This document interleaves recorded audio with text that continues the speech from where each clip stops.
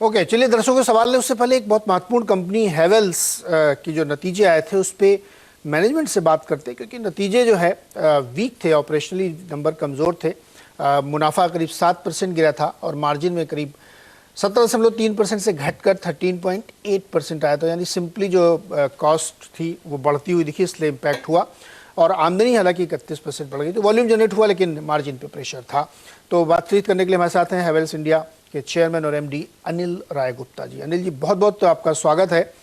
नतीजे जैसा कि दिख रहे हैं कि एक्सपेक्टेशंस जो थी कि मार्जिन इम्पैक्टेड होगा, वैसा होता हुआ भी दिखा है। हालांकि वॉल्यूम आपने अच्छा गेन यहाँ पे करते हुए दिखा है। तो ये जो डिमांड रिकवरी नंबर में हल्की हल्की दिख रही है, लो बेस पे हालांकि हुआ है, लेकिन प्राइसिंग पे थोड़ा सा मुश्किल आया है। इसको एक्सप्लेन करेंगे गुप्ता जी? ये आपने ठीक कहा कि Q2 थोड़ा एक स्पेशल क्वार्टर था, क्योंकि काफी सारे फैक्टर्स इसमें चल रहे थे। पर मैं ये कहूंगा कि हमारी कंपनी की रेजिलियंस कहेंगे कि इस डिफिकल्ट दौर में भी एक ही चीज जो स्ट्रांग थी वो डिमांड पिकअप अच्छी थी। पर ये डिफिकल्ट दौर इसलिए था कि रॉ मटेरियल्स की काफी वॉलेटिलिटी रही, पर फिर भी कंपनी ने आई वुड से काफी सेटिस्फैक्टरी परफॉर्मेंस करी है। 30% के करीब की हमारी रेवेन्यू ग्रोथ है, जो कि मैं लो बेस पे तो नहीं एट्रीब्यूट करूंगा। If you remember last year भी सेकंड क्वार्टर काफी अच्छा क्वार्टर रहा था because of pent up demand. तो उसके चलते ये 30 से 31% की जो ग्रोथ रही वो अच्छी ही रही है, और अक्रॉस सेगमेंट्स है ग्रोथ। ऐसे नहीं किसी पर्टिकुलर सेगमेंट में ज्यादा या कम है, अक्रॉस सेगमेंट है। इसकी बहुत रीजंस हैं। रियल एस्टेट में रिकवरी भी हम देख रहे हैं।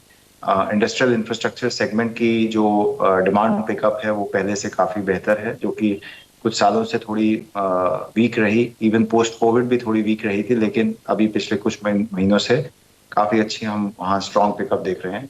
कंज्यूमर सेंटिमेंट ओवरऑल अच्छा है। जी बिल्कुल, आप सही कह रहे हैं। चूंकि अक्टूबर से या थोड़ा अक्टूबर से और पहले से लास्ट सितंबर से देखें तो बहुत अच्छी फेस्टिवल डिमांड आनी शुरू हो गई थी। तो एफएमईजी खासतौर पे जो आपका सेगमेंट है उसमें त्योहारी मांग किस तरीके से आपको दिख रही है? क्या पिछले बार से बेहतर रहेगी? क्योंकि ये वक्त था पिछले साल भी जब आप कोविड से थोड़ा बाहर निकल आए थे और फेस्टिवल डिमांड शुरू हुई थी, लेकिन इस साल कुछ ज़्यादा उत्साह क्योंकि वैक्सीनेशन भी हो चुका है। तो किस तरह से आप फेस्टिवल डिमांड इस बार की देख रहे हैं?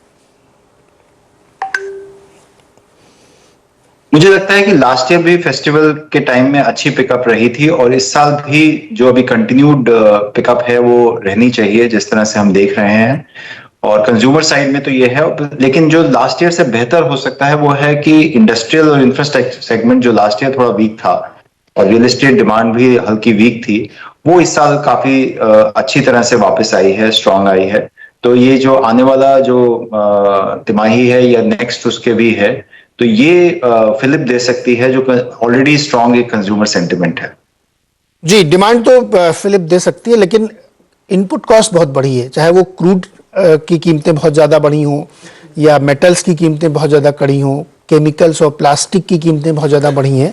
तो जो मार्जिन पे इम्पैक्ट इस क्वार्टर में दिखा है, आप आने वाली तिमाहियों में इसको पास ऑन करने की स्थिति में होंगे या मुश्किल होगी?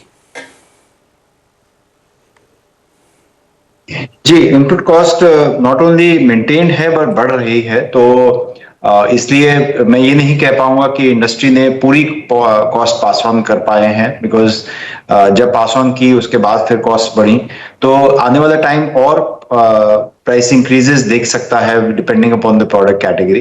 अगर इनपुट कॉस्ट इसी तरह से रहती हैं, अगर थोड़ा बहुत इसमें रिलीफ आता है तो हो सकता है फर्दर प्राइस इंक्रीजेस ना हो, लेकिन अभी की सिचुएशन में ऐसा लगता है कि प्राइस इंक्रीजेस कंपनी को और करने पड़ सकते हैं या इंडस्ट्री को भी overall. Anil ji, last question ये है कि पिछली छमाही तो निकल गई, ठीक ठाक थी और अच्छे अप मूव पे निकली है। अगली छमाही जो इस फाइनेंशियल ईयर की है वो कैसी रहने वाली है, और गाइडेंस में आप कोई बदलाव की उम्मीद रखते हैं क्या? पहली बात तो हम गाइडेंस वैसे कोई देते ही नहीं है, लेकिन मुझे ऐसा लगता है कि जो आने वाले 6 महीने हैं अच्छे डिमांड के हिसाब से स्ट्रांग रहने चाहिए। चलिए, बहुत बहुत शुक्रिया अनिल जी हमारे साथ जुड़ने के लिए। और बिल्कुल साफ तौर पे अनिल जी की ये राय है कि इनपुट कॉस्ट स्टेबल नहीं है, बढ़ रही है।